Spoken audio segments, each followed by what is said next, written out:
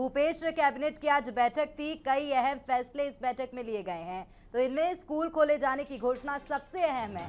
सरकार के फैसले के मुताबिक प्रदेश में 2 चरणों में स्कूल खोले जाएंगे। वहीं प्रदेश सरकार के सभी मंत्रियों के साथ चर्चा के बाद कैबिनेट में यह फैसला लिया गया है। देखा जाए तो लंबा इंतजार था, जिसके बाद अब ये फैसला लिया गया है कि स्कूल खोले जाएंगे। 16 फरवरी से स्कूल और कॉलेज शुरू करने का ऐलान किया गया है। सोमवार तक इसे लेकर शिक्षा विभाग की तरफ से एक गाइडलाइन जारी की जा सकती है। वहीं इसमें अहम बात यह रहेगी कि कक्षा 1 से लेकर 8वीं तक के बच्चों के लिए स्कूल नहीं खोले जाएंगे, यानी छोटे बच्चों को अभी भी इस क्लासेस से या रेगुलर क्लासेस से बाहर रखा जाएगा। लेकिन शालाओं में 9वीं क्लास से लेकर 12वीं तक की कक्षाएं शुरू कर दी जाएंगी। परीक्षा की तैयारी शुरू करवा दी जाएगी और हो सकता है कि समय पर परीक्षाएं भी हो जाएं। बिल्कुल, आइए सोहेल प्रतिक्रिया ले लेते हैं। सीधे रुख करेंगे रायपुर की ओर। सहयोगी मोहन हमारे साथ लाइव बने हुए हैं। मोहन, आपसे जानना चाहेंगे क्या कुछ तैयारियां अब स्कूलों द्वारा की जा रही हैं, क्योंकि 9वीं से 12वीं तक तो स्कूल खोलने की अब अनुमति मिल चुकी है।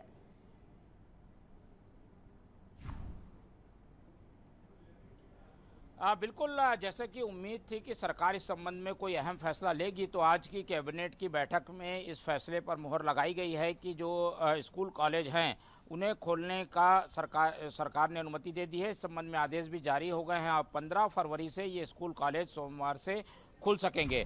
पहले मिडिल और प्राइमरी जो स्कूल हैं उन्हें अभी छोड़ दिया गया है, उनकी तिथि बाद में घोषित होगी।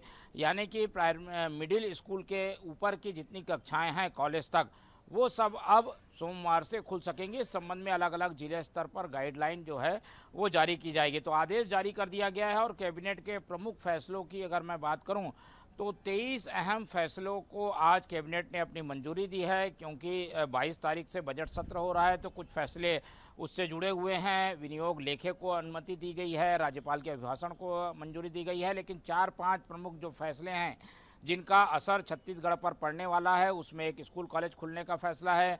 दूसरा अहम फैसला यह है कि राजीव गांधी नगर का निर्माण जो है वो छत्तीसगढ़ सरकार के द्वारा किया जाएगा, जिसके अंतर्गत 1 लाख मकान बनाए जाने हैं और ये काम हाउसिंग बोर्ड के द्वारा किया जाएगा। इसके अलावा शराब पर छत्तीसगढ़ सरकार ने कोरोना का टैक्स लगाया हुआ था, एक प्रकार से ये शेष था, लेकिन अब इस टैक्स को खत्म कर दिया गया है। लेकिन उस पैसे के बराबर जो है वो नया टैक्स लगा दिया गया है, जो कि शिक्षा पे खर्च होगा। यानी स्कूल की शिक्षा पर खर्च करने के लिए एक अतिरिक्त शराब की बिक्री पर सेस लगा दिया गया है।